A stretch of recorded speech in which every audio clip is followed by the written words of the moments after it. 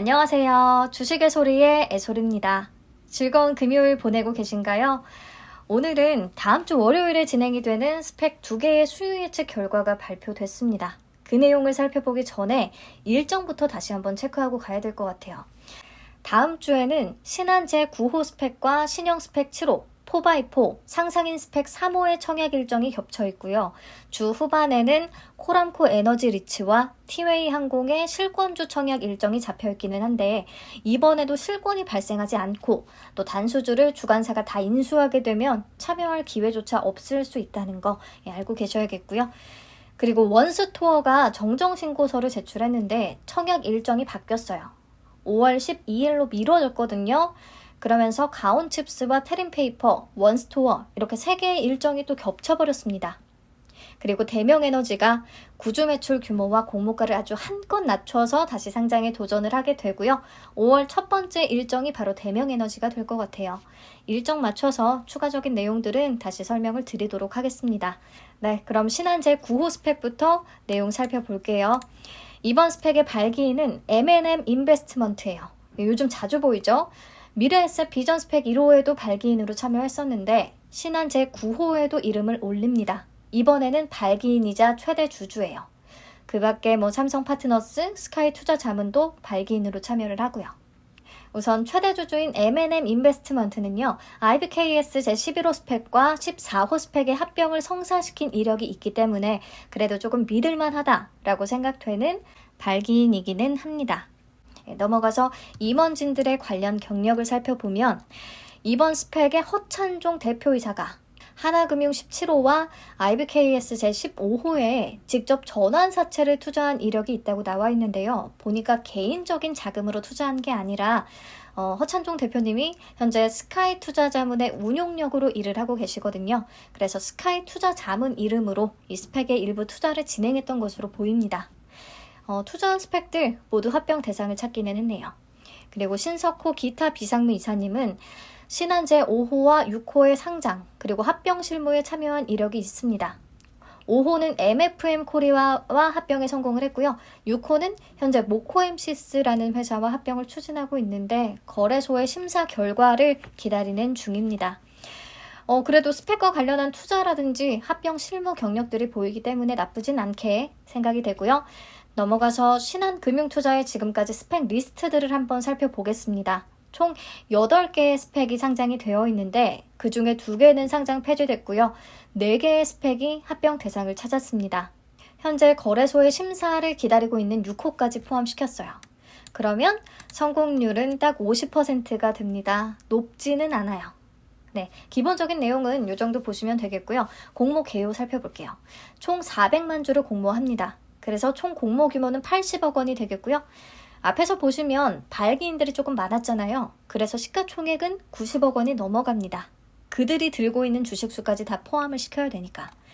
그리고 일반 청약자 배정 물량은 100만 주고 환불은 이틀이 소요되고요. 상장은 4월 27일로 예정이 되어 있습니다. 넘어가서 수용 예측 결과 볼게요. 경쟁률이 1272.19 대 1이 나왔어요. 최고치입니다. 미래에셋 비전 스펙 1호가 1169.65 대 1로 높다고 생각을 했었는데 이번에는 정말 최고치를 찍습니다. 제가 알기로 2021년 이후 스펙, 진행된 스펙들 중에 가장 높은 수치예요. 최근에 스펙주들이 조금 심상치 않게 움직여줬던 게 기관 투자자들의 수요에도 영향을 좀 미친 것 같습니다. 그리고 의무보유 확약 비율도 27.1%가 나왔어요. 6개월을 신청한 수량은 없었고 3개월, 1개월에 주로 분포하고 있습니다. 아무튼 의무보유 확약 비율이 20%가 넘었다니 와 이거 당연히 최고치를 찍겠네 대단하다 했는데 뒤에서 다시 얘기하겠지만 신형 스펙 7호가 다시 또 이걸 역전하거든요. 아무튼 그래도 27.1%면 매우 높다. 이전 스펙들의 의무보유 확약 비율 대비 거의 2배 수준이다. 사실 스펙은 어차피 장기 투자하는 목적이기 때문에 이렇게 3개월, 6개월 확약 비율이 그렇게 중요한 건 아닌데요. 이렇게 갑자기 높은 수준의 확약 비율이 나온 건 어쨌든 확약을 약속한 기관들이 배정을 받을 때 더 유리한 위치를 당연히 잡게 되니까요. 더 많은 수량을 배정받을 수 있게 되니까 그만큼 이 스펙들에 어느 정도 확신을 갖고 많이 배정을 받아야겠다, 받고 싶다라고 생각을 한 것 같습니다. 제 추측이기는 하지만. 네, 최근에 스펙주들이 얼마 전에 또 막 일제히 강세를 보였던 거 아시죠? 키움 제6호 스펙을 필두로 해서 시장이 불안정하니까 어느 정도 하단이 좀 막혀있는 스펙에 관심이 쏠렸던 것 같고요. 지금은 또 스펙들이 다 제자리를 찾고 있기는 하지만 어쨌든 보유하고 있으면 어느 순간에 예상치 못하게 수익을 빡 낼 수 있는 기회가 자주 만들어지고 있는 건 분명합니다. 그래서 상장 당일의 승부 보기보다는요, 조금 길게 보시는 것도 나쁘지 않을 것 같아요. 원금 보장은 아니지만 그래도 손실 날 확률이 매우 낮으니까요. 좀 끌고 가는 데 있어서 부담이 덜하잖아요. 가져가시다가 튀어 오를 때 정리하는 쪽으로 계획을 세우시는 게 좋겠습니다. 자, 그리고 소형 스펙일수록 성과가 좋은 경향을 보이는 거 다들 알고 계실 텐데 신한제 8호는 80억 원이면 완전 초소형은 아니고요. 그냥 딱 평균 정도의 사이즈 되겠습니다. 참고하시고 배정 물량 볼게요. 총 100만 주가 배정이 됐으니까 균등 물량은 50만 주가 되겠죠. 제가 청약 건수를 4만, 5만까지 잡아놓은 이유는 신한 제9호 스펙은 수수료가 없어요. 수수료가 없는 데다가 수익 예측 결과가 이렇게 좋으니까 균등 참여도가 굉장히 높을 수 있겠다 싶거든요. 최근에 미래에셋 비전 스펙 1호에 5만 건 가까이가 접수됐기 때문에 이 정도를 잡아봤어요. 우선 너무 큰 의미는 두지 마시고요. 청약일에 다시 체크해 드리겠습니다. 청약 한도는 온라인 청약 시에 200%에 해당합니다. 그래서 6만 주까지 청약 가능하고요. 증거금으로 1억 2천만 원 되겠습니다. 미래에셋 비전 스펙 1호는 증거금률이 50%였지만 이번에는 100%입니다. 스펙은 보통은 다 100%예요. 네. 그리고 청약 수수료에 대한 의견이 분분한데요. 공지사항에 떠있는 신한 제9호 스펙 공모 청약 안내문을 보면 이렇게 적혀 있습니다. 이번 IPO의 경우 4월 5일부로 시행된 공모주 청약 수수료 변경 방식이 적용되지 않습니다. 네, 그렇기 때문에 이번 스펙까지는 온라인 청약 시에 수수료 무료라는 거 확인하시면 되겠고요. 다음으로 넘어가서 이제 신형 스펙 7호의 내용 살펴볼게요. 발기인은 SJ투자 파트너스예요. 신형 스펙 4호와 HMC 4호 스펙의 발기인으로 참여한 이력이 있더라고요. 신형 스펙 4호는 합병에 성공을 했습니다. 그리고 신형 스펙 7호는 임원진들의 경력이 조금 화려합니다. 김태훈 대표이사는 IBKS 제11호 스펙과 15호 스펙에 모두 참여한 이력이 있는데요. IBKS 제11호는 비올과 합병에 성공을 했고 IBKS 제15호는 하잉크 코리아와 합병에 성공을 했죠. 하잉크 코리아 요새 주가 대박인 거 아시죠? 아무튼 이런 경력들이 있으시고 노기룡 기타 비상무 이사는 지금까지 모든 신형 스펙 합병 실무에 참여했다라고 보시면 될 것 같아요. 간단하게. 이렇게 확실한 스펙 관련된 이력들이 있다는 건 당연히 긍정적이라고 할 수 있겠습니다. 물론 과거의 경력이 미래를 보장하는 건 아니지만. 그리고 신영증권 굉장히 예상 외인데요. 스펙 합병 성공률이 매우 높은 하우스더라고요. 지금까지 총 6개를 상장시켰는데 그중에 5개가 이미 합병에 성공을 한 상태입니다. 최근에 신형 스펙 5호 합병 대상인 태성이 거래소 심사를 통과하면서 거래 재개됐고요. 괜찮은 움직임 그래도 나와줬어요. 6호는 투자 대상을 아직 찾고 있는 중이고요. 그러니까 성공률이 83%를 넘어가는 거거든요. 증권사들 중에서 최고 높은 성공률을 보이고 있지 않나 싶네요. 저는 MTS 시스템이 너무 형편없어서 좀 만족해봤는데 스펙에 있어서는 좋은 성적을 내고 있기는 합니다. 그리고 공모 개요 보시죠. 총 84억 원 규모를 공모하고요. 청약 일정은 신한제 9호와 동일합니다. 근데 상장일이 달라요. 신한은 27일, 신형은 28일로 예정이 되어 있습니다. 다행이네요. 그리고 넘어가서 수익 예측 결과 보시면 경쟁률 이번에도 높습니다. 1200을 넘어갔다는 건 의미 있게 높은 수준인 거예요.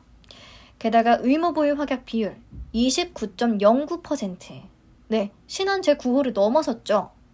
2021년부터 지금까지 상장한 스펙들 중에서는 가장 높은 수준이 맞는 것 같아요. 이렇게 수익 예측 결과가 너무 좋습니다. 예. 배정 물량 보시면 총 105만 주가 배정됐고요. 균등 물량은 52만 5천 주 되겠는데요. 제가 볼 때는 신형 스펙이 조금 더 나아 보이기는 하는데 청약 수수료가 있어서 균등 참여도가 조금 덜할 것 같기도 하고 아니면 미래에셋 비전 스펙 1호처럼 수수료가 있어도 참여도가 좀 높을 것 같기도 하고 네. 아무튼 스펙 청약 건수에 대한 예상치를 기존보다는 조금 올려잡아야 되는 시점인 것 같습니다. 네, 그리고 청약 한도는 신영증권의 잔고가 없거나 거래하지 않는 분들은 대부분 다 100%에 해당이 될 거고요. 35,000주까지 청약이 가능하세요. 증거금으로 7천만 원. 경쟁률이 높아지면 풀 청약을 한다고 해도 기대 수익이 좀 낮을 수 있겠습니다. 상승률 20%에서 30%까지 잡는다고 해도요. 그 부분이 조금 아쉽긴 하네요. 아무튼 신영증권은 청약 당일에는 개설하면 청약 참여가 안 되고요. 4월 17일까지는 개설해야 참여가 가능합니다. 자, 그러면 두 개의 스펙을 한 장의 내용 비교 정리해 볼게요. 공모 규모는 비슷해요. 둘 다 80억 원대로 별 차이 없고요. 발기인도 딱히 우열을 가릴 만큼의 차이가 나는 건 아닌 것 같습니다. 둘 다 그래도 합병을 성사시킨 이력을 가지고 있어서 괜찮고요. 임원진들의 경력은 신형 스펙 7호가 조금 더 화려했어요. 그리고 증권사의 스펙 합병 성공률은 신형 스펙 7호가 훨씬 좋았고요. 경쟁률은 신한제 9호가 조금 더 높기는 한데 이것도 큰 차이는 없죠. 의무보유 확약 비율은 신형 스펙 7호가 더 높고요. 근데 이것도 큰 차이 없고요. 청약 수수료는 신한제 9호 스펙이 무료라서 접근하기에 부담이 훨씬 덜하기는 하고요. 그래서 제가 종합적으로 볼 때는 둘 다 나쁘지 않거든요. 일정이 안 겹쳤다면 좋았을 텐데 겹쳐서 아쉽네요. 4x4까지 겹쳐서 더 그렇고요. 아무튼 청약일의 경쟁률을 보면서 결정을 해야 될 것 같은데요. 4x4의 수요 예측 결과가 잘 나온다면 경쟁률이 매우 높아질 가능성이 커서 차라리 스펙에 청약을 하자라는 움직임이 꽤 있을 수 있다고 생각을 합니다. 그래서 미래에셋 비전 스펙 1호의 총 청약 증거금인 2.1조 굉장히 많이 들어왔었죠. 요거를 참고해서 신한 제9호는 1조까지, 신형 스펙 7호는 8천억 원으로 잡았습니다. 신형 스펙 7호가 청약 한도가 더 낮기 때문에 아무래도 유입되는 증거금이 조금 덜 들어올 것 같아서 이렇게 잡았어요. 그러면 비례 경쟁률은 1000대 1, 762대 1 정도로 계산이 되거든요. 우선 이렇게 참고만 해주시고요. 제가 이번에 경쟁률 마지노선을 계산하지 않는 이유는 지금 4개의 종목이 겹쳤기 때문에 아무래도 2% 토스 이자를 적용받을 수 있는 1억 원 그 이상의 자금을 쓰시는 분들이 더 많을 것 같아요. 그렇다면 토스 이자와의 비교는 의미가 없을 것 같아서요. 그냥 2일차 예상 경쟁률에 따른 나의 기대 배정 수량과 기대 수익률을 기준으로 해서 얼마나 벌 수 있을 것으로 기대가 되는지 그걸 계산하고 그 기대 수익이 괜찮다, 만족할 만한 수준이다 라고 생각이 되면 청약에 참여를 해보는 거고 아니면 많은 거고 이렇게 깔끔하게 결정을 하시면 될 것 같습니다. 네, 4x4와 상상인 스펙 3호의 수요 예측 결과는 다음 주 월요일에 발표가 됩니다. 그때 다시 한번 말씀드리도록 할게요. 오늘도 시청해주셔서 감사합니다. 웃음 넘치는 주말 되세요.